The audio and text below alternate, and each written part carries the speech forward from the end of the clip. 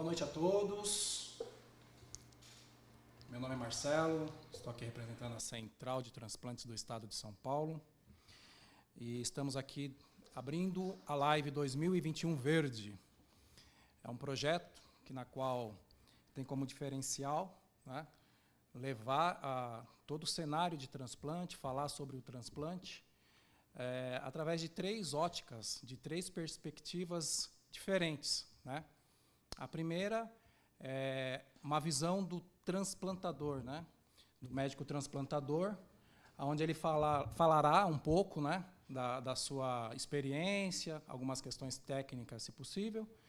Tem a outra visão também, que é a visão do transplantado, onde ele contará a sua experiência, desde o tratamento, da espera do órgão, do recebimento do órgão, do transplante e pós-transplante, né? E, por último, e não menos importante, a ótica da arte, né, inserida aí no contexto do transplante, que, para mim, é o grande diferencial, né, Kelly? Desta Live 2021 Verde. Porque live tem de monte, mas live que fala de transplante, com uma pitadinha de arte, só aqui. A próxima o Marcelo vai cantar, porque ele Olha canta, isso. viu? Isso não estava ele programado. E a esposa. Isso não estava programado, hein? Isso não é justo. Bom, gente, quero aqui, antes de passar a palavra para a Kelly, quero fazer aqui menção, né, do nosso coordenador, o Dr. Francisco de Assis Salomão Monteiro, que é o coordenador da Central de Transplantes.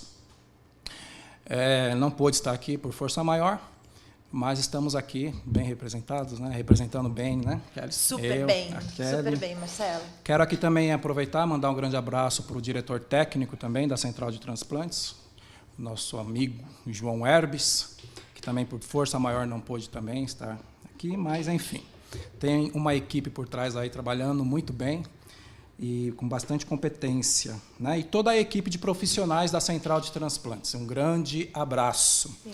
Quero agradecer aqui à Secretaria de Estado da Saúde pelo apoio de sempre, juntamente com o Instituto Renascimento, a ABTO, a BTX e o Instituto Gabriel, né? Sim! Passo aqui a palavra para Kelly Nascimento, que fará a apresentação dos nossos convidados e também dará prosseguimento à Live 2021 Verde. Eu ficarei moderando o chat, olhando as perguntas e transmitindo aos convidados de hoje essas perguntas.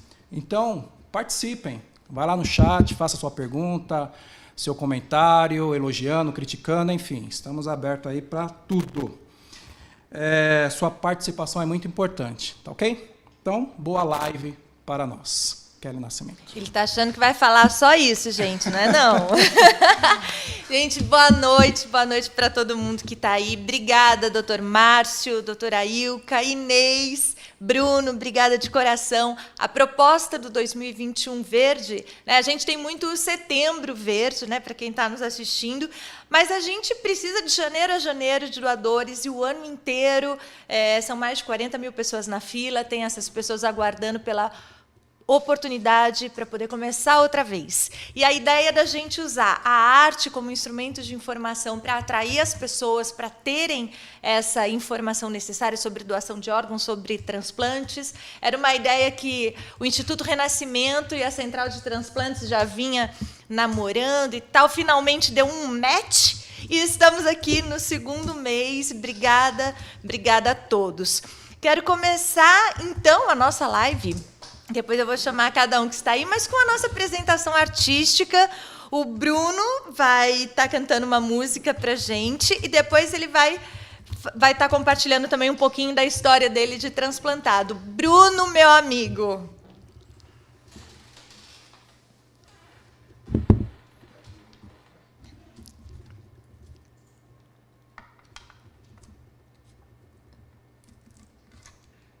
Oi, gente. Oi. Tudo bem? É um prazer estar com vocês. Olá, boa noite a todos, todo mundo que está assistindo a gente, todos os convidados. E o que acontece? Eu vou colocar uma música aqui que eu fiz, inclusive se chama Recomeçar Outra Vez. Espero que gostem. Sempre desse jeito, lutando todo dia por um novo reconheço. Lá fora o sol brilha, domina todo mundo. Aqui dentro eu oro, eu perco um segundo.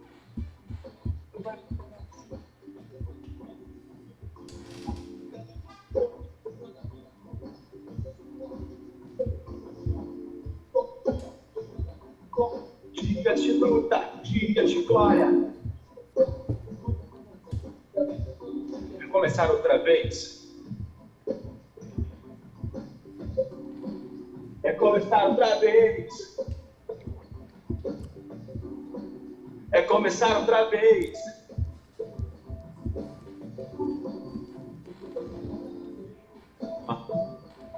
Minha meta todo dia é começar outra vez. Oh. Pequena prévia. Obrigada, Bruno, obrigada. Começa falando, então, assim, antes da gente começar com as perguntas, com os médicos, rapidinho, um pouquinho da sua história, assim, para daí eu já convido os médicos e a gente já vai comentando em cima um pouquinho do que você viveu. Da minha história artística ou a história do meu transplante? Rapaz, do seu transplante, assim, ó. Então, todo mundo aí presente, doutores, eu tive uma hepatite B. Além de ser a B, foi uma fulminante, no qual meu filho simplesmente fulminou do nada. Eu estava em casa com a minha ex-mulher, 10 horas da noite, começou a me dar uma febre de 37 e pouquinho, 38 e pouquinho, 39 e pouquinho, e já começou a dar um desespero. Eu não tive sintomas, não tive absolutamente nada. Simplesmente começou a subir a febre, do nada subiu 4 graus. Eu lembro que eu fui pro banheiro, comecei a perder a consciência, comecei a vomitar bastante, acabei caindo, não lembro de mais nada, absolutamente nada. Acordei 3 semanas depois de um coma profundo, vivo e transplantado do fígado. Eu perdi o fígado, graças a Deus, e toda a equipe médica do Hospital das Clínicas salvaram a minha vida, assim. E o caso foi extremamente grave mesmo.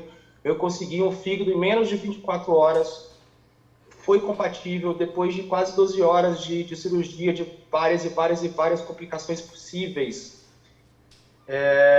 Consegui sobreviver e hoje estou aqui vivo, né, para contar toda essa história. Fiquei 3 semanas em coma, depois mais 3 meses dentro da UTI, depois que eu saí da UTI, ainda fiquei mais 2 meses internado.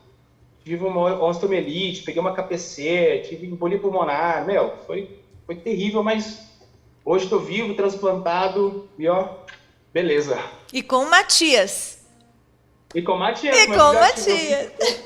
O Matias tinha 1 mês de vida quando eu fulminei meu filho. 1 mês, meu. Olha isso, foi, gente. Transplante salvou mesmo. Deixa eu Salve. convidar...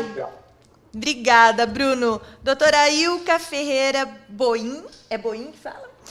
Diretora da Unidade de Transplante Hepático do Hospital das Clínicas Unicamp. Boa noite, doutora. Seja muito bem-vinda. Obrigada por estar aqui com a gente. Boa noite, grata pelo convite, poder participar e fazer alguma coisa diferente aí para elucidar. Parabéns para o Bruno pela música e começar outra vez. Outra vez. Doutor Márcio Dias de Almeida é gastroenterologista e hepatologista pelo... Nossa, é muita letra aqui, me ajuda, Marcelo. É o Hospital das Clínicas da Faculdade FM USP. É isso aí. Faculdade de Medicina da Universidade de São Paulo. Isso, obrigada, doutora. É exatamente isso. Aquelas que se perdem no meio da letra. Doutor, obrigada por estar aqui com a gente, seja muito bem-vindo. Agradeço vocês pelo convite, aí, a oportunidade de poder, como a Ilka falou, uma live diferente, tranquila, tentando falar numa linguagem mais acessível. Estamos aí para responder o que vocês quiserem perguntar. Tá bom, doutor, muito obrigada. E a Maria Inês, ela é presidente do Instituto Gabriel. Maria Inês, muito obrigada por estar aqui, seja muito bem-vinda. A história da Maria Inês com transplante vem de um outro lado, né, Maria Inês? Você queria doar e não pôde. Justamente. Eu brinco sempre, a gente entrou na contramão, na contramão no bom sentido, né? Mas nós tivemos dificuldades, né, de doar os órgãos da nossa filha, que nasceu com encefalia, e a gente pensou em doar os órgãos. Isso foi em 98. E ali, ainda tudo no início, né? Então foi aquela dificuldade, Isso fez com que a gente abrisse os olhos, né, para a realidade do país na área de transplante, e estamos aqui até hoje, 20 anos já de Instituto Gabriel, trabalhando no incentivo à doação de órgãos e tecidos, e não para, né? Enquanto, não para. Mesmo que, né, o Valdir já foi, mas a hora que eu for, o trabalho continua. Esses meninos que vão antes da hora, meu Deus. Pois é. Marcelo, você quer começar com alguma pergunta? Eu dou sequência aqui. Pode dar sequência. Posso dar sequência aqui. Então, eu vou começar... Vamos partir pelo básico, né? O que seriam os principais sintomas para uma pessoa começar a achar que está com um probleminha de fígado, doutora Ilka? Diferente você tem uma fase aguda, né, que foi bem o que o Bruno falou, muitas vezes a pessoa não sabe o que tem, não percebe, aí ela começa a ficar amarela, confusão mental, ou fez uso de medicamento, ou foi por causa de um vírus que contraiu e não sabia, ou às vezes até de causa desconhecida, e acaba entrando em coma como ele entrou, né? Essa é a parte que a gente faz assim um pouco menos de transplante, não significa a maioria, né? A maioria das vezes o paciente, hoje em dia, a gente tem paciente que desenvolve um quadro de cirrose hepática, né? Na grande maioria das vezes. E esse quadro de cirrose hepática, ele tem várias causas, pode ser por álcool, hoje o mais comum são pelas hepatites virais ainda, né? Apesar das novas medicações. Então, pelo vírus da hepatite B, ou pelo vírus da hepatite C, ou por álcool, ou porque está muito amarelo, né? Que a gente chama de doença colestática, quando o olho fica muito amarelo, às vezes dá coceira, né? Que a gente chama de prurido. Então, esses são os sintomas usualmente que os pacientes têm. Não é que ele vai ter sintoma, ele precisa imediatamente do transplante. Sim. É quando ele apresenta uma cirrose, começa a apresentar descompensação desse quadro. A descompensação normalmente vai ser a barriga d'água, né, que a gente chama de ascite, ou vômito com sangue, que é uma hemorragia digestiva alta, né, então ele vomita sangue, ou ele expele sangue pelas fezes, ou ele tem uma grande confusão mental. São os 3 sintomas principais. Claro que esses 3 sintomas são sintomas para ir ao pronto-socorro. Já no desespero. Já estamos nessa. Né, vamos lá. Mas quando você percebe, por exemplo, hoje é muito comum nos exames admissionais, nos exames de sangue, alguns exames de rotina, que você detecte a hepatite, tá? Ou detecte uma alteração nas enzimas do fígado, né? Uma alteração do perfil hepático e enzimático do fígado, né? Então, aí sim, você vai procurar um médico, falar, olha, tem essa alteração, eu queria que você me explicasse, o médico vai te examinar, vai olhar os exames e conversar com você, paciente, para ver o que aconteceu. Certo. Obrigada, doutora. Doutor Márcio, a pessoa pode ter esses sintomas e não precisar ir para um transplante também, né? Qual seria, assim, um limiar entre precisar ou não do transplante? Então, o indivíduo ele pode tanto ser assintomático como ter muitos sintomas como esses que a Ilka descreveu, encefalopatia, água na barriga, etc., né?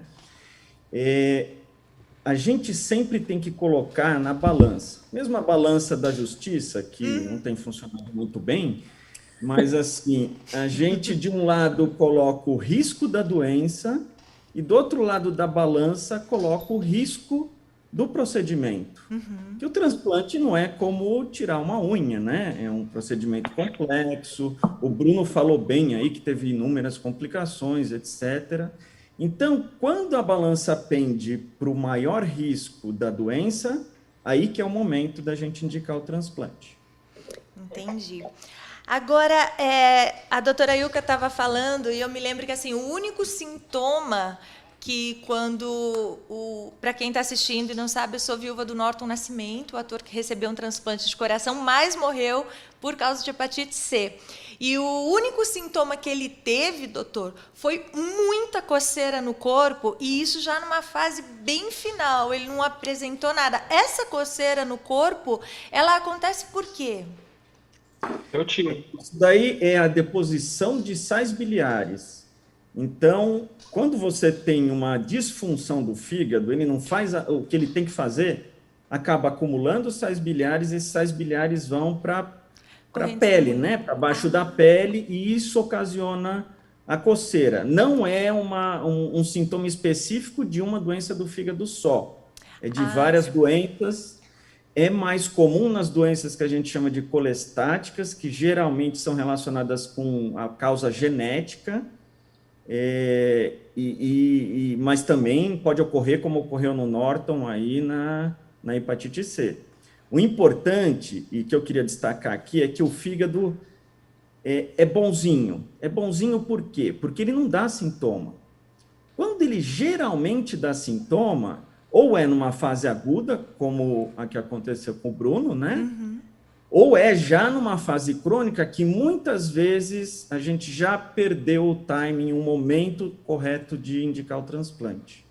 Então, é importante a gente ter sempre a perspectiva aí de fazer exames de rotina, para detectar cada vez mais precocemente as doenças do fígado, e aí conduzir de uma forma que, eventualmente, nem precise do transplante, mas se precisar do transplante, que a gente tenha tempo e tenha um momento certo de indicar. Até porque hoje, graças a Deus, a gente tem os tratamentos bem mais avançados nesse sentido, né, doutor? Sim, para a hepatite C principalmente, né, que é o que destaca. Uma causa que vai substituir a hepatite C como a maior causa, sem dúvida, de cirrose, de câncer de fígado e de transplante, é a gordura no fígado. Então, isso é importante destacar, que hoje, mais ou menos 40% da população, quando a gente pega aqui exames de check-up nos hospitais, 40% da população tem algum grau de gordura no fígado. Infelizmente, num pequeno número dessas pessoas, isso pode evoluir para uma doença progressiva, que termina com a cirrose e as complicações dela, o câncer e a indicação eventual do transplante. A pessoa pode ir para transplante sem ter uma cirrose? Pode. Inclusive, existe transplante para doenças onde o fígado está absolutamente funcionando 100%. Olha isso. Tem doenças genéticas, e talvez a mais emblemática aí seja uma doença neurológica chamada polineuropatia amiloidótica familiar.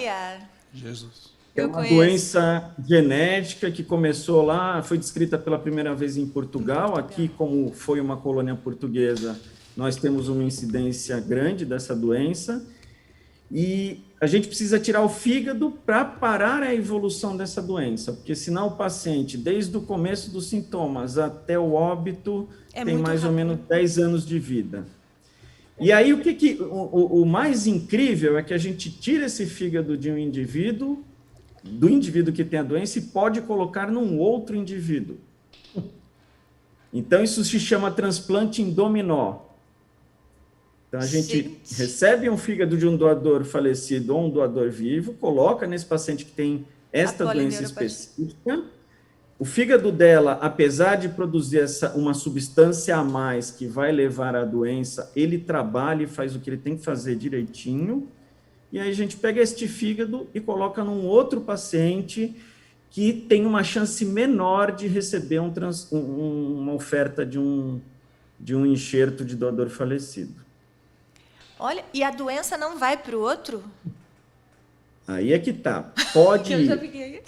fiquei... E hoje a gente sabe que vai. Vai. Mas ela demora, em média, 7, 8, 10 anos para começar a se manifestar. Nossa.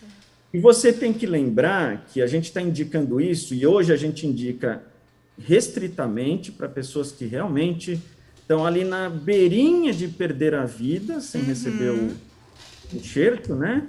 E ele ganha uma nova vida. Sim. Né? Ele floresce, como dizem os ingleses, né? Depois do transplante. Se essa doença se manifestar nele, a gente hoje indica um retransplante. Então, ele passou aquela fase mais crítica. Esse retransplante, obviamente, é um transplante um pouquinho mais complicado, com resultado um pouquinho diferente, mas ele ganhou tanto tempo de vida e conseguiu sair da fase mais crítica.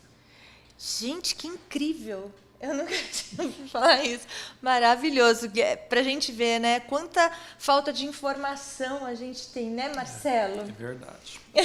E aproveitando esse gancho da falta de informação, eu queria fazer uma pergunta para o Bruno. Ô, Bruno, Pode fazer. Bruno, eu queria que você falasse um pouco da sua impressão do sistema de transplante. Desde o seu contato com a equipe até o pós-transplante, todo esse ciclo, né, que envolveu a questão do transplante. Eu queria que você falasse um pouco da impressão que você tem, ou teve, ou ainda tem, do sistema de transplante. Por favor.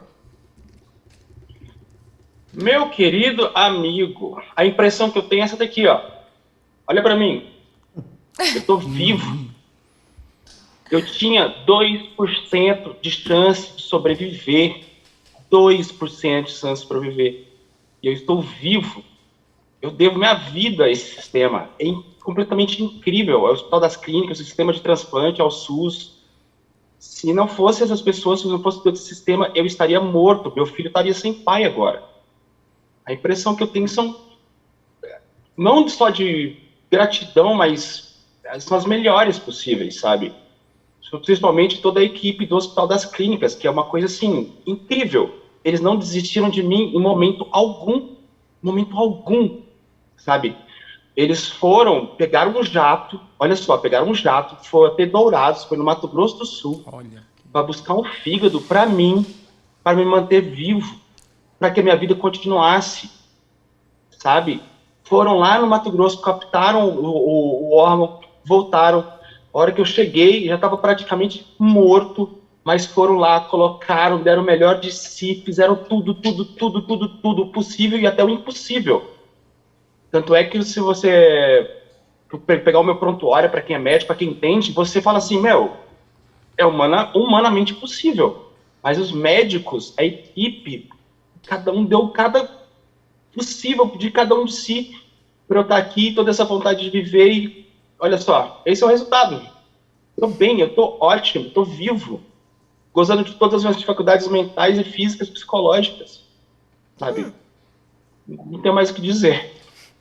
Ô, Bruno. E Marcelo, posso falar, Kelly? Pode, claro.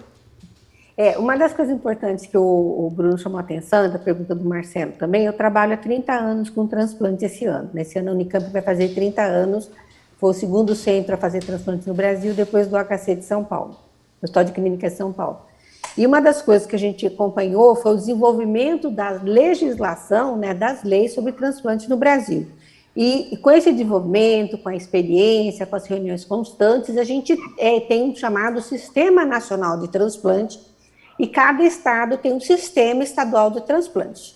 Que aí você tem, no caso do estado de São Paulo, como é muito grande, é o único estado que tem 2 centrais nacionais de distribuição e captação de órgãos, que a gente chama de CNCDO. Uma é sediada em São Paulo e usa São Paulo, a Grande São Paulo, mais o Vale do Ribeira, e a outra sediada em Ribeirão Preto, e o Ribeirão Preto toma conta do resto do estado de São Paulo. Assim, o equivalente à mesma população, em torno de 17, 18 milhões cada uma, né?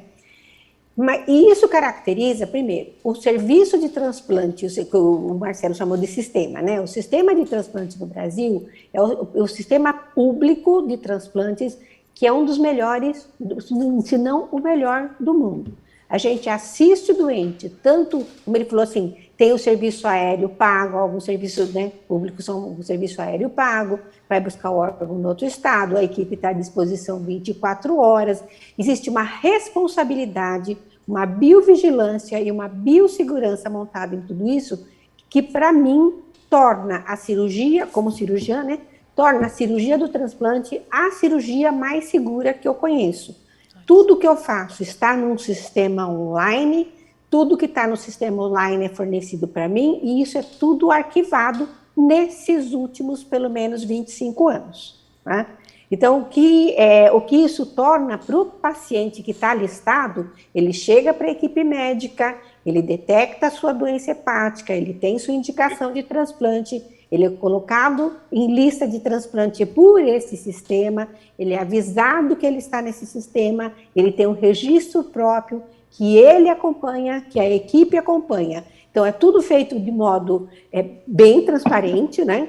É feito de modo claro, é nem transparente, é claro, para que todos tenham acesso, inclusive, aos resultados desse serviço. Então, assim, o sistema, principalmente o Sistema Estadual de Transplante do Estado de São Paulo, é nota 10. E isso é maravilhoso, né, doutora, a gente ter essas informações, porque ainda existe muito o mito, né? Ah, passou na frente, não estava precisando tanto e conseguiu, porque eu ouvi muito isso quando o Norton transplantou o coração. Ah, conseguiu porque era o ator da Globo. E não, né? Tem essa... se a senhora puder falar também um pouquinho para a gente sobre essa coisa da... Como é que fala, Marcelo? Da escala MED, não... Do grau de urgência. MELD. Isso. MELD. MELD, é isso. Ai, cadê o pessoal do cadastro? Então, no caso, a gente tem no transplante, você tem a alocação, né? Você tem a alocação do órgão. Então, tem um doador no hospital X. Então, é feito todo o estudo, é feito toda a avaliação, ele tem um doador, ele tem um potencial de morte encefálica, a família é contatada, existe a comprovação da morte encefálica, a família anui, assina um termo, isso é passado para a central de transplantes, então, com todos os dados, né, a equipe local informa, aí vai ser criado um prontuário do doador.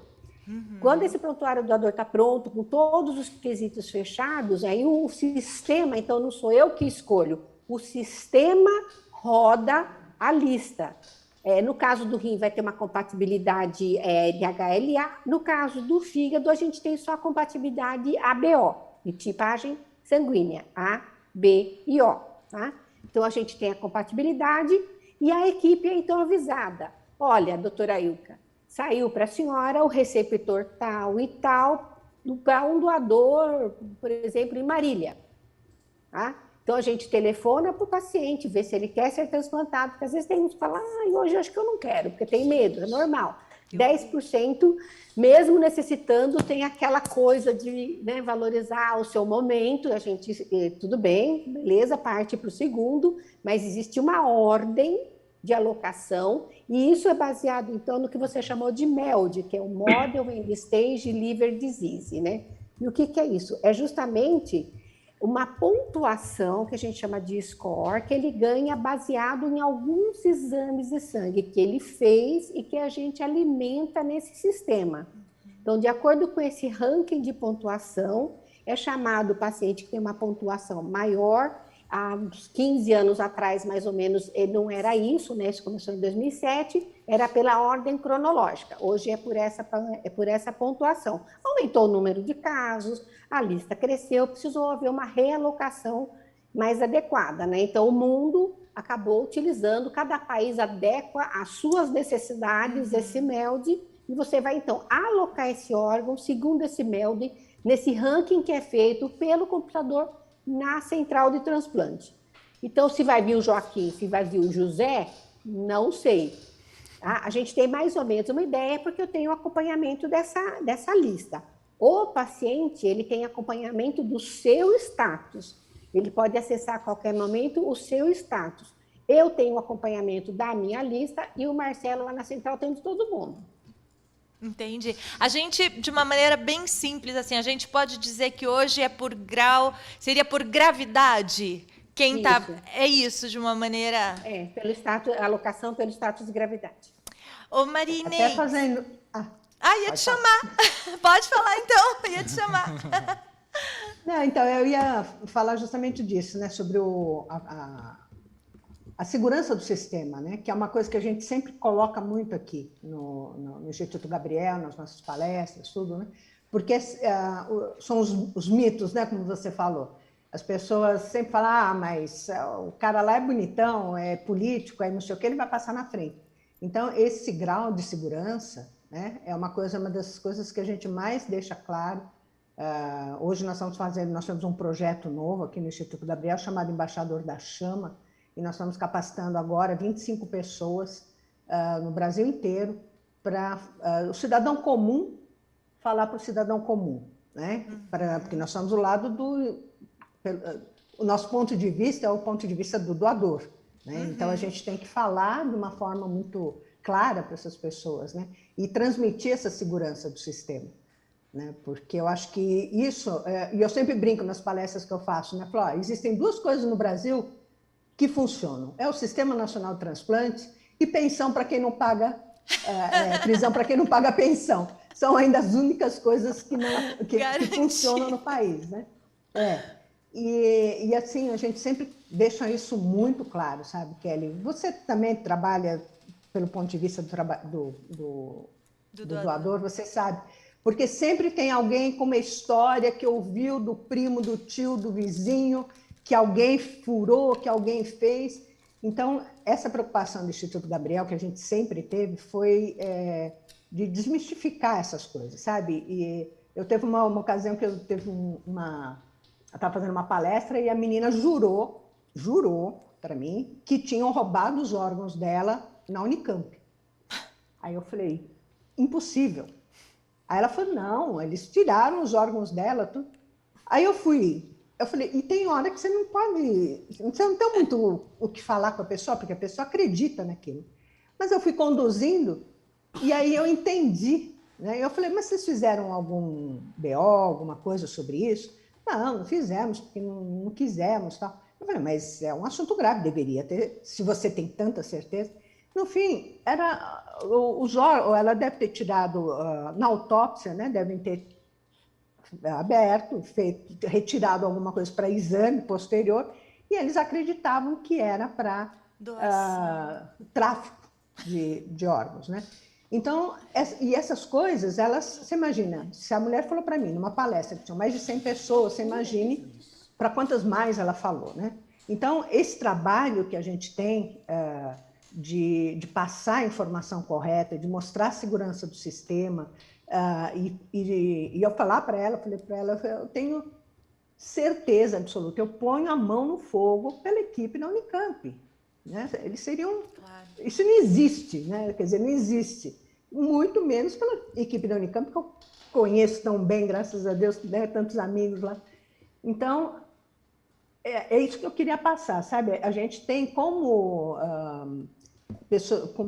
organização, né, da sociedade civil, ou qualquer cidadão comum, essa obrigação, sabe, de passar essa segurança do sistema para todo mundo. Eu conheço muito bem o sistema estadual de São Paulo, né? Tenho muita amizade, graças a Deus, com o João Herbes, né? Que é um grande amigo, pessoa querida, e a gente está sempre conversando sobre isso. Então, isso que eu queria deixar claro, né? Essa importância que a gente tem. E esse projeto, o Embaixador da Chama, é uma das coisas que a gente mais preza, porque a gente está passando para o cidadão comum essas informações importantes de segurança, como funciona o processo, de todo o processo entre a doação até chegar no transplante. A gente não fala em transplante porque nós não somos transplantadores, não somos médicos. Para isso vocês têm a BTO, enfim, né? Mas, assim, no processo, sob o ponto de vista do doador, para tirar essas dúvidas, eu acho que é essencial, porque a gente já tem uma recusa familiar muito grande, né? Quer dizer, a gente ainda tem essa barreira para vencer, e isso está muito em cima também de alguns mitos, de algumas coisas que as pessoas acreditam e acaba atrapalhando o processo. Né? E notícia ruim, você sabe como é, né? O pessoal adora espalhar, né? Rapidinho. Seja mentira, não seja, o pessoal já sai falando, né? Exatamente. Então, Maria Inês, é por isso que eu fiz essa pergunta para o Bruno, até por conta disso, por conta dos mitos, né? Que a gente sabe que tem, e também, às vezes, a própria mídia, né? Ela presta um desserviço ao sistema, inclusive em novelas, né, em séries, aonde eles, sei lá, eles pegam, a pessoa está precisando de um transplante, eles pegam uma pessoa, parece que eles conversam entre elas ali, decidem tudo e a coisa acontece. E não é assim. Não é dessa forma. Existe um sistema que obedece critérios, existe uma fila que é respeitada e existe um sistema transparente. né? Então, por isso que eu Eu fiz falo essa sempre, eu pergunta falo assim, a vida não é episódio do Dr. House, né? O cara não vai tirar, sacar a medula de ninguém sem anestesia, né? Com o cara gritando. Então, sabe, a vida não é um episódio de Dr. House. Então, vamos com calma, né? Vamos entender o processo, né? Aproveitando o gancho aqui, já está bombando aqui o chat, graças a Deus, com algumas perguntas. Eu queria direcionar uma pergunta, se a Kelly me permitir. Por favor. Para o doutor Márcio. O quê? Doutor Márcio, a Marcelo Augusto Pereira, ele está perguntando aqui no chat, ele fala assim, gentileza, questionar os médicos sobre quais são as principais causas do fígado gorduroso, uma vez que é diagnosticado em tantas pessoas. Olha, a doença hepática gordurosa, na maioria das vezes, antes era chamada de gordura no fígado, esteatose, hoje tem um nome bastante complicado, e o nome é doença hepática gordurosa associada a distúrbios metabólicos. A maioria dos pacientes que têm a doença, principalmente aquela progressiva, eles têm ou obesidade, sedentarismo, diabetes, dislipidemia, que é colesterol e triglicérides altos, né? E tem uma vida sedentária, né? Como eu falei inicialmente. A maioria dos casos está relacionado a algum desses fatores. Por um lado é bom, porque são fatores que a gente consegue modificar. A gente consegue modificar nosso estilo de vida. A gente consegue controlar melhor o nosso diabetes. A gente consegue controlar melhor o colesterol e triglicérides. Mas existe, dentro deste pequeno grupo, ainda existe o grupo daqueles pacientes que não tem nenhum desses fatores. Então, aí entra a história da genética. Né? E o grande problema é que este grupo de pacientes que não tem nenhum desses fatores é o que hoje a gente não consegue modificar muito a evolução da doença. Talvez no futuro aí de uns 5 a 6 anos, mais ou menos, a gente tenha remédios específicos para isso, porque hoje nós não temos. Temos alguns, como a vitamina E, como alguns remédios para o diabetes, um remédio específico para o diabetes, que a gente consegue modificar alguma coisa, mas não para todos os pacientes. Vou aproveitar que o doutor está aqui. Vamos falar um pouquinho sobre transplante intervivos, transplantes de fígado, que sempre me falam assim, mas você pode doar, mas e o meu fígado? Eu brinco assim, né? Olha, é igual o rabo de lagartixa, cortou, nasce de novo. Cortou. Mas não... Mas claro, né, que deve ter uma forma melhor de explicar isso. Isso. Mais técnica, né? É um jargão que a gente usa mesmo para explicar para o paciente. Ai, ufa! Tá vendo? Nós não estamos tão errados. Que eu sou No início da minha carreira, que foi lá no Hospital das Clínicas, eu trabalhava na chamada unidade de fígado, que era com o professor Silvano Raia, a Ilka conhece bem, né? E o professor Silvano Raia foi o que fez um dos primeiros transplantes aqui no Brasil, com sucesso. No mundo. E foi o que fez o primeiro transplante intervivos do mundo. Isso daqui foi no Brasil. Olha só. No complexo do Hospital das Clínicas. Na verdade, foi no INCOR, porque tinha uma estrutura um pouco melhor. Uma cirurgia que, se eu não me engano, ele falou que durou 20 e poucas horas no total. Deus. Então, o transplante de fígado intervivos é um transplante real. É mais ou menos que nem rabo de lagartixa, só que ele não cresce com o formato que era antes. Ele cresce a massa que era antes. Então, o fígado ele tem uma grande capacidade de regeneração quando ele não é doente, né? Quando não tem já cirrose, por exemplo. Então, você tira, em geral, a gente tira mais do que deixa. Quando é um transplante para um receptor adulto, a gente tira aí de 50% a 60% da massa hepática. E o fígado do doador, ele cresce num prazo aí de 3 meses, ele já cresceu 80% do que ele doou. O restante demora um pouquinho mais. No caso de quem recebeu, como ele está embebido aí em um monte de substâncias que o organismo produz para estimular o crescimento celular, cresce mais rápido ainda. Só que hoje, isso daí foi muito importante no mundo, ainda é bastante importante. No Brasil foi muito importante quando o critério de alocação dos órgãos não era por gravidade, era cronológico. Então, a gente não classificava. Então, quando a gente colocava, às vezes, o paciente na lista, a gente sabia, infelizmente, eu estou colocando ele, mas eu sei que ele não vai tolerar. Então, isto teve um momento que nós chegamos a fazer no grupo que eu trabalhava até recentemente, 150 transplantes intervivos em adultos. Hoje, está mais restrito para aqueles casos que têm indicações ainda não muito bem estabelecidas, para casos que a gente sabe que o MELD ele ajuda, mas ele não é perfeito. Então, ainda a gente tem uma mortalidade em lista, né? Então, quando a gente identifica que aquele caso, mais uma vez, que a gente sabe que não vai esperar, uma das propostas é o intervivos. Não vai aguentar esperar, uma das propostas é o intervivos. E principalmente para as crianças. Porque para a criança, para quem vai receber um fígado de doador vivo adulto, você tira o lobo direito, que é o maior, a parte direita do fígado, que corresponde mais ou menos a esses 60% que eu falei. Para a criança, às vezes você tira 20% do fígado só, que é um pedacinho do esquerdo.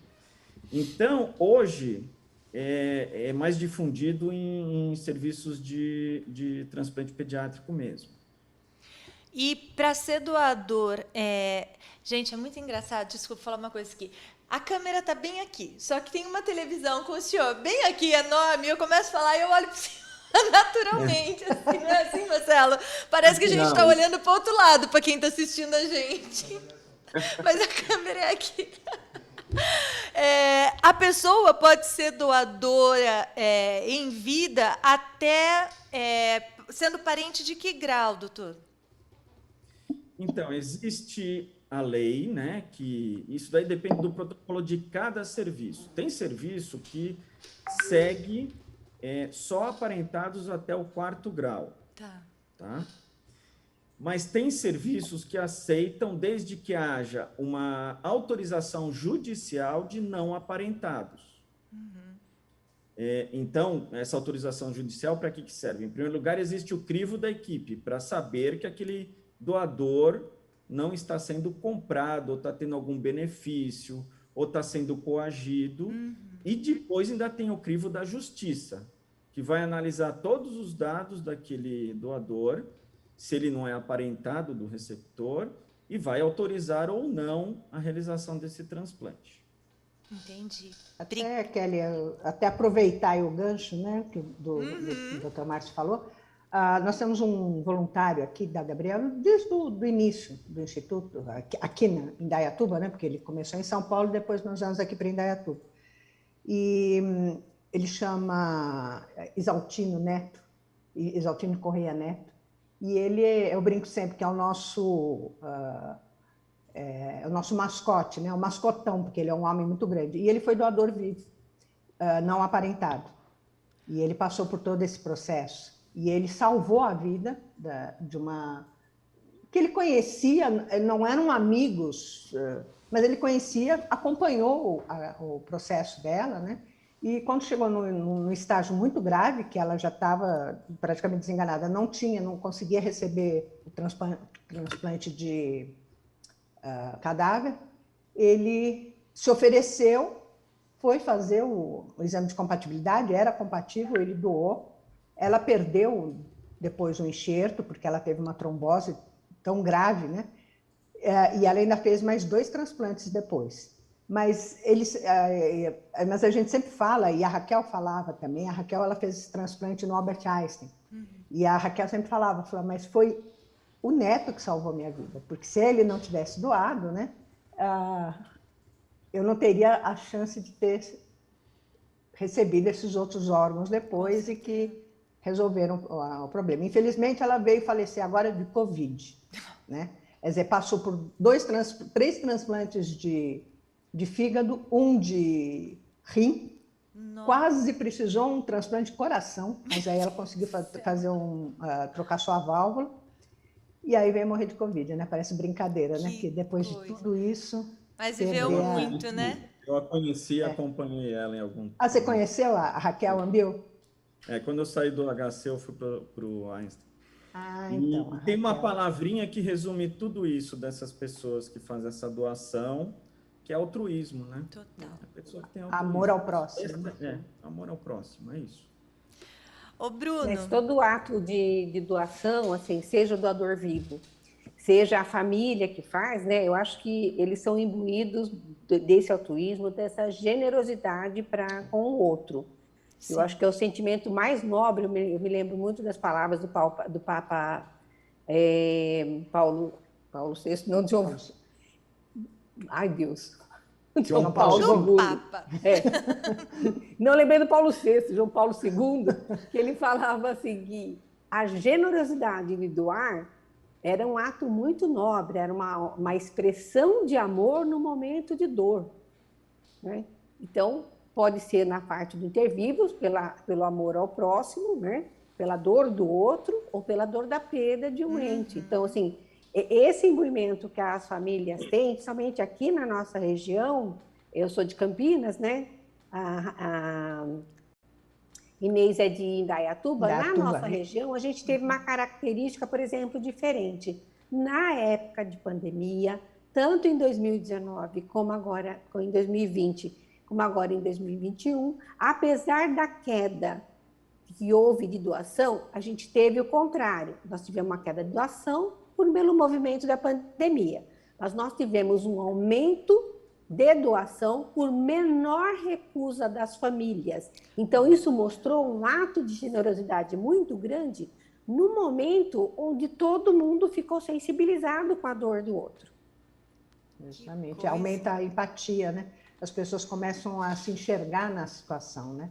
Porque eu sempre falo também nas palestras, eu falo assim, a chance da gente ir para a fila de transplante é muito maior do que a gente efetivamente doar, porque você tem que ter todo aquele processo, tem que ter morte encefálica, você precisa estar todo, né, num processo de abertura de protocolo, que não é só o fato de você querer ser doador que vai dizer que você vai se tornar efetivamente um doador, né? Com certeza. Mas eu acho que é o maior ato de solidariedade, né? Eu falo, o ato de solidariedade que salva vidas, né? Quer dizer, total. Então, ô, Bruno, deixa eu te perguntar uma coisa. Você sempre teve uma carreira de músico, uma vida muito diferente do que a maior parte das pessoas tem, de dormir horário contrário, viajar muito, não sei o quê. Pós-transplante, né? O que você procurou mudar na sua vida e, na verdade, você enxerga como uma coisa que você já deveria estar fazendo? Porque muitas coisas que os transplantados eles precisam fazer são coisas que quem não é transplantado já deveria fazer da mesma forma, uma questão de qualidade de vida, né? O que mudou na sua rotina, nos seus hábitos? Olha, Kelly, na verdade, eu sempre tive uma vida muito saudável. Por mais que eu seja da noite, de shows, de viagem, disso tudo, eu nunca me envolvi com droga, com bebida. E eu sempre tentei ter uma vida regrada, digamos, durante a semana. Eu entendo que, tipo, à noite, as viagens, os shows são meu trabalho. Então, eu sempre preciso vir à noite, preciso tocar, preciso do outro dia pegar um avião cedo para outra cidade, tudo aquela loucura. Então, durante a semana, eu buscava sempre dormir cedo, comer bem, nunca mexi com álcool, cigarro, nada. Mas o que eu percebi agora, depois do transplante, foi um cuidado completamente extremo com a minha alimentação. Eu sei que eu tô com um fígado novo, é um outro corpo estranho dentro de mim, ele está trabalhando bonitinho lá no canto dele, então eu procuro não dar muito trabalho para este órgão, no meu caso é o fígado. Então eu penso assim, quanto menos trabalho eu der pro meu fígado, mais ele vai ficar feliz comigo e vai durar muito mais tempo. Então eu não como mais besteiras, eu me policio absurdamente muito com isso tudo, para que eu tenha uma vida cada vez mais longa e com saúde, né? E Há saúde. quanto tempo que você é transplantado, Bruno? Fez 3 anos em fevereiro. Que legal. Um bebê. 3 anos. É. Não tem muito ainda pra frente. Gente, falta só 10 minutos, é isso, Marcelo? Isso, eu queria falar um pouco do chat aqui rapidinho. Por favor. Tem bastante Olha. pessoas aqui nos prestigiando, né? A Jéssica lá da Oppo de Ribeirão Preto, a Liliane Masson, que faz parte da nossa equipe, a Bruna Souza, a Marli Alonso, a Cláudia Wolff, que também é lá da Oppo de Ribeirão Preto, super conhecida, a Cecília também, aqui da nossa central, Bruna, a Michele, que faz parte do plantão, né? A distribuição dos órgãos, parte administrativa. E Vânia, Manuel, Simone, a Paloma do cadastro técnico que o Dr. Márcio e a doutora Ailka conhecem muito bem, né? Paloma, Fernanda, a Thaís, o pessoal lá do cadastro técnico também faz as coisas acontecerem na questão dos receptores e tudo mais, né? Eu queria aqui aproveitar, e realmente o tempo passou muito rápido, né, Kelly? Gente do céu. A hora que engrena a conversa. Aí começa a esquentar. Só faltou negócio... o café, o bolo. Exatamente, mas foi muito bom. Tem uma pergunta que o Vinícius Giacom, ele está direcionando para a doutora Ailka. Ele fala assim, a maioria dos órgãos necessita de histocompatibilidade. Porque o fígado é o único que não precisa disso para o crossmatch. Ele entende um pouco. Nossa, eu não entendi nada. Vamos... Eu acho que ele Como filho eu de falei, alguém. né? O fígado a gente acaba usando só compatibilidade ABO, né? No começo do transplante, nos anos 80, no final dos anos 80, a gente até fazia o HLA fizemos por uns 10 anos. Mas a gente viu que não trazia nenhuma novidade, né? Então, assim, o sistema de histocompatibilidade, ele é maior para coração, para pâncreas e para rim, mas para fígado não. Uma das coisas é a pluripotencialidade do hepatócito, que é a célula mãe do fígado, e a outra coisa é porque o nosso paciente é muito mais sujeito a algumas intempéries, das descompensações da própria doença, e acaba recebendo também sangue. Então, os outros órgãos, nas suas doenças, não requerem transfusão. E os pacientes do fígado requerem mais transfusão, tá? Então, isso faz com que ele tenha uma gama maior de exposição a novos antígenos, né? Essa é uma das causas, mas não é a única, existem outras. A Bruna Souza, a doutora Ailka, também pergunta o seguinte, ela gostaria de saber, nesses longos anos como cirurgiã, como foi o caso mais difícil que a senhora enfrentou e quantas horas durou a cirurgia? Ela fala que ela é paciente da doutora Ailka, sua paciente, a Bruna Bruna Souza. Isso. A Bruna Damasceno de Souza. Bem-vinda, Bruna. Ela tá... É a nossa garota propaganda, que a Bruna tem 3 transplantes de fígado e 1 de rim. Meu Deus. Ela sabe o que fala. Ela também é voluntária do Instituto Gabriel. Mas o seu não foi o mais difícil, não. Teve Animada a complicação, ela, que foi a né? trombose de artéria, mas não foi o mais difícil. Eu já fiz transplante, né? A gente hoje, como o Márcio começou a falar, no começo demorou 20 horas. Os primeiros transplantes, a gente demorava 12, 14 horas. Hoje, a gente faz transplante em 3 horas, né? Claro que mudaram muitas coisas, mudaram técnicas, né? Linha de aprendizado, experiência de toda a equipe, experiência de todo o serviço, mas as técnicas também mudaram. Então, eu já fiz transplante em 2 horas e 40, foi meu transplante mais curto, que foi num caso como o Bruno, e já fiz transplante em 26 horas. Meu Deus. Que foi um segundo retransplante feito num doente que tinha uma doença dessas colestática, né, que já tinha sido submetida a uma cirurgia de hipertensão portal antes, porque ele tinha vasos dentro da barriga, o baço muito grande, então uma manipulação cirúrgica anterior a esse transplante, e você vai mais devagar, porque nós temos pressa, né? Então, assim, mas o mais difícil também não foi esse, né? Um transplante que eu me lembro que eu saí de lá crente que as minhas coronárias estavam ótimas, que eu não ia morrer de infarto nos próximos 10 anos. Foi justamente um transplante que ele tinha uma aderência muito grande à área cardíaca. Então, nós tivemos que fazer anastomose é direto do fígado no átrio, né? Numa parte do coração. Nossa. Que legal. Temos aqui a Juliana e Gustavo falando, doutor Márcio, meu médico. E coloca um monte de aplausos. Coraçãozinhos. A Bruna Souza colocou um monte Meu de herói. coraçãozinho, meu herói. A Renata do Einstein também está aqui prestigiando. Ana Cristina Dias Rolim. Delicioso participar deste encontro. O pessoal está gostando, viu? Graças a Deus. Que bom. Entrou aqui a Thaís Barros, enfim. Passo agora Pra mim de novo? para tu. Depois Fale. falam, por que mulher fala mais? É assim, gente. Temos que dar prioridade para as mulheres. Bom, eu quero agradecer demais, pedir pro Dr. Márcio fazer... Acho tão bonito falar isso, as últimas considerações. Considerações finais. Bonito. Chique demais. né? Demais, gente, tô me aguentando.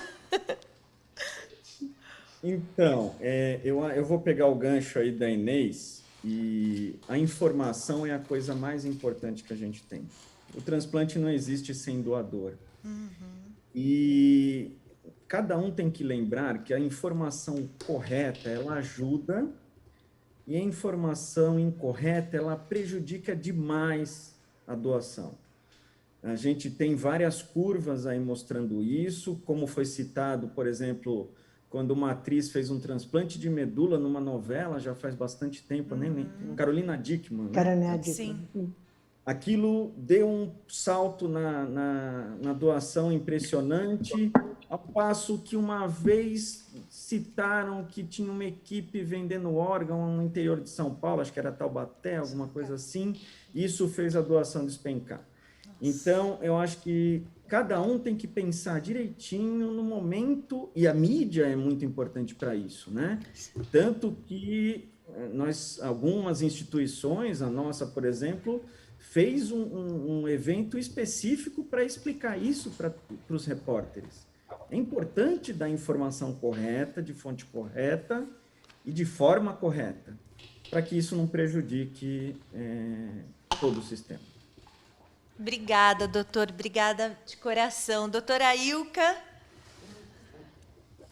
Eu quero agradecer o convite feito, né? Eu acho que todas as colocações que foram feitas aqui são bem pertinentes. Acho que isso que o Márcio colocou é muito importante. A gente tem que confiar na informação. A mídia tem que trabalhar a nosso favor, tem que ter o cuidado. Se tem dúvida, nos ligue, se informe, ligue para a BTO, peça explicações que a gente consegue mostrar um jeito que a população entenda, porque é a população que vai ser a nossa fonte de doação de órgãos, de doação de tecidos. E aqui eu quero pedir encarecidamente, nessa época de pandemia, também de sangue e hemoderivados, porque sem eles não é possível a realização de alguns transplantes, de algumas cirurgias, às vezes também eletivas de urgência. Então, isso é muito importante, né? Essa credibilidade no sistema, como o Marcelo levantou, essa credibilidade em todas as pessoas, nas equipes, e a gente é muito door to door, né? Que é aquela coisa, eu bato na sua porta e eu informo para você. Então, se eu estou no cabeleireiro e escuto, nossa, tiraram os órgãos, não tirou, não. Quando eu fui uma vez fazer meu documento, a senhora não é doadora de órgãos. Eu falei, sou. Aí eu levantei dentro do poupa-tempo, subi em cima de uma cadeira e dei uma aula sobre doação. Das Então, minhas. é mais ou menos isso que a gente faz. Temos que mostrar Incrível. o que fazemos do melhor jeito que nós podemos para que a gente tenha sucesso. Muito obrigada, doutora. Adorei a história da aula. Maria Inês. Então, eu já fiz palestra em fila de banco também.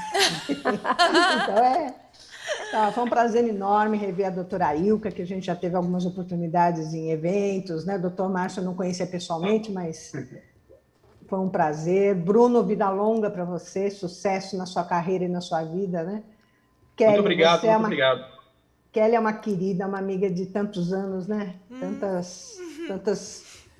Tantas batalhas aí, né? Marcelo também. Marcelo leva meu abraço lá para o João Herbes, fala que eu ainda vou encher muita paciência dele. E assim, o que eu eu acho que que é o mais importante realmente, né, é a gente trabalhar junto, em consonância, trabalhar todo mundo junto, falando a mesma língua. Quem trabalha no incentivo à doação de órgãos tem que ter uma diretriz. Eu tenho muito contato com o pessoal de outras ONGs, né, a BTX, o Edson Aracá, que, enfim, a gente tem contato com várias ONGs, né? E isso é uma coisa que eu sempre falo.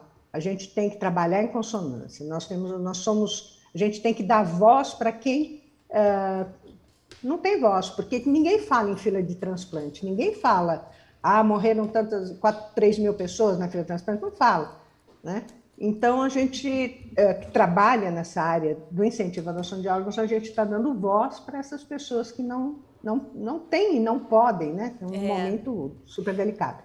Então, a minha mensagem, acho que minhas considerações finais, elas são voltadas a isso. A gente tem que falar sempre sobre o assunto. Não adianta ser 27 de setembro, soltar uma propaganda e acabou, né? Não, é todo dia.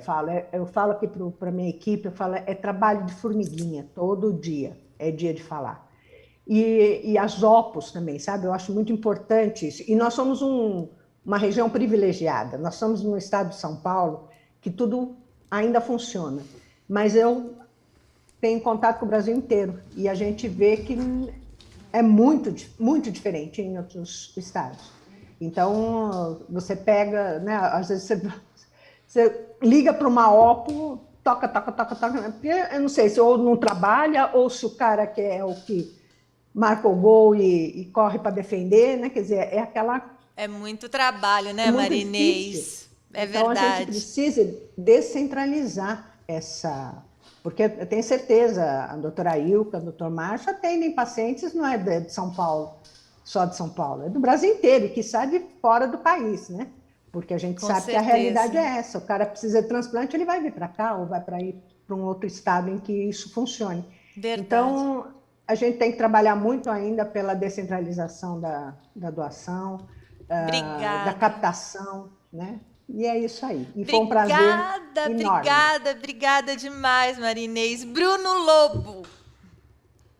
Muito obrigado a todos. Obrigado, doutor Inês, doutor Márcio Almeida, Kelly, todo mundo presente. Desculpa, eu ainda não decorei o nome de todos.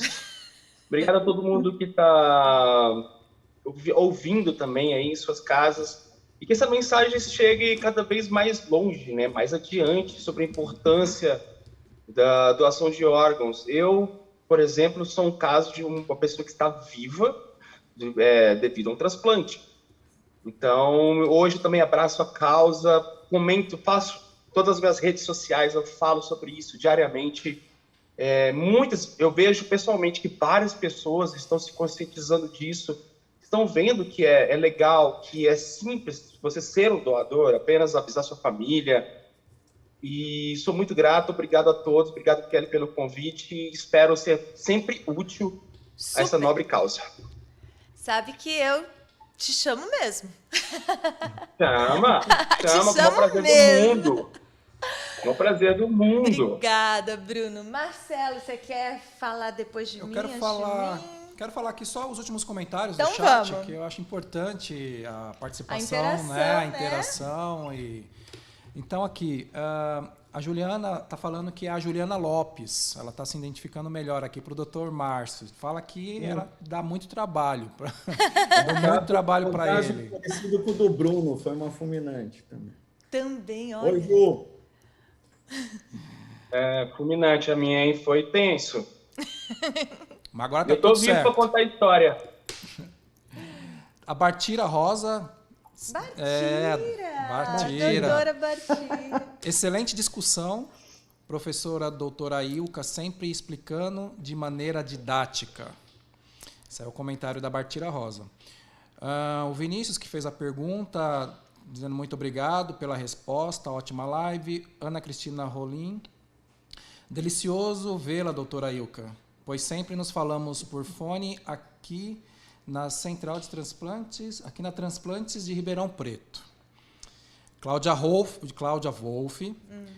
A gente tem um Wolff e um Lobo, né? Né? Interessante. Wolf e um lobo. É o primo importado. Eu não poderia perder essa piada. Não. Bom, vamos lá. A live aqui é pra ser assim, né? A gente nunca mais o Oh, convidado meu aceita Deus. participar, mas a gente não perde a piada. Ela está dizendo aqui, obrigada, Bruno, inclusive direcionou para o Bruno, por compartilhar sua história conosco. Parabéns pelo seu trabalho, fundamental para o processo doação/transplante. E parabéns também para a doutora Ilka e o doutor Márcio pela clareza das explicações. Agradece também aqui o trabalho também fundamental da Maria Inês, né? Incrível. Gesilene Cordeiro, que live maravilhosa e vários aplausos. Eu também gostei bastante. A Paloma também está aqui. Obrigado a todos, orgulho de fazer parte do time. Ela faz parte da Central de Transplantes. Bartira Rosa novamente. Doutor Márcio, sempre elegante nas colocações. Que gostoso assisti-lo. Liliane, parabéns a todos. Ótima live. Cecília, parabéns a todos. Simone S. David, Dr. Márcio, meu médico, melhor médico, parabéns a todos da live. A Vida Convida, parabéns a todos envolvidos nesse projeto. Cláudia Wolff deu uma risadinha. Emoji. Um abraço, Cláudia. E a Kátia Aparecida, parabéns, doutora Ailka e Dr. Márcio, pelas maravilhosas explicações e dedicação. Então, quero agradecer a todos, as minhas considerações, quero agradecer a todos por dessa honra, né, de participar dessa live, todas as explicações, todas as palavras. Eu acho que aos poucos vai entrando na cabeça das pessoas, conscientizando, né, esclarecendo melhor essa questão do transplante, doação de órgãos, né? E essa é a proposta da live, né, 2021 Verde. Por isso que vamos fazer todos os meses, abordando um órgão específico por mês, e não só em setembro, todo mês, essa é a proposta. De 2022, 2022, 2023, e vamos tocando o barco aí com muita força e garra e motivação. Independente se é palmeirense ou não, vai ser verde. Certo, porque a cor surgiu antes do time. Para contrariar os corintianos. Surgiu antes do time. Kelly, Sou eu? Então tá bom. Gente, Kelly, posso falar uma coisa? Por favor, doutora. Eu sempre falo com meus alunos na faculdade assim, olha, o ato da doação é uma plantinha que você tem que regar com informação todos os dias. Todos os dias. É isso mesmo, é essa plantinha, né? E a gente que passou por isso, é uma gratidão eterna. Às vezes me fala assim, Kelly, mas o Norton morreu, já tem 13 anos, você continua? Falei hoje. Opa, quando você recebe uma caixinha com um órgão da pessoa que você ama e você não tem ideia quem foi o ser humano que gerou vida para essa pessoa, literalmente por aquele órgão, não tem como a gente não querer compartilhar, né? Fica intrínseco, assim. Eu não consigo sentar com alguém e falar assim, você já é doador? Se não é, vai ser. Mas, olha, muito obrigada. O mês que vem a gente vai ter novamente aqui o 2021 Verde, com mais convidados, com mais informação, de uma maneira, assim, gostosa, divertida, perdendo o convidado, mas ganhando a piada. Vai ser assim exatamente. mesmo.